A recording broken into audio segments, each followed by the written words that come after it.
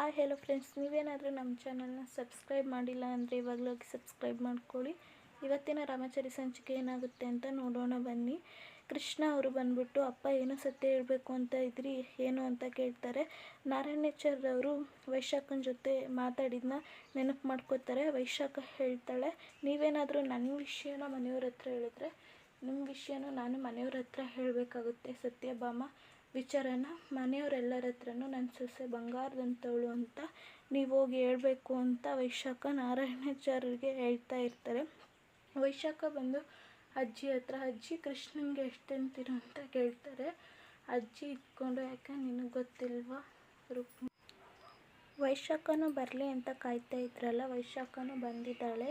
ಏನು ಸತ್ಯ ಅಂತ ಹೇಳಿ ಅಂತ ಕೇಳಿದಾಗ, ಇಲ್ಲ ನನಗೆ ನಾರಾಯಣಾಚಾರ್ಯರು ಹೇಳ್ತಾರೆ, ನನಗೆ ಸ್ವಾಧೀನ ಬಂದಾಗಿಂದ ನಾನು ಯಾರ ಜೊತೆ ಎಲ್ಲರನ್ನೂ ಒಟ್ಟಿಗೆ ನೋಡಬೇಕು ಅಂದ್ಕೊಂಡೆ, ವೈಶಾಖ ಇರಲಿಲ್ವಲ್ಲ ಅದಕ್ಕೆ ಅಂತ ಹೇಳ್ತಾರೆ. ವೈಶಾಖವ್ವ, ನಾನು ಬರಲಿ ಅಂತ ಕಾಯ್ತಿದ್ರೆ ಮಾನ ಅನ್ಕೊಂಡು ಎಷ್ಟು ಪ್ರೀತಿ ಐತೆ ನೋಡಿ ಅಂತ ಹೇಳ್ತಾರೆ.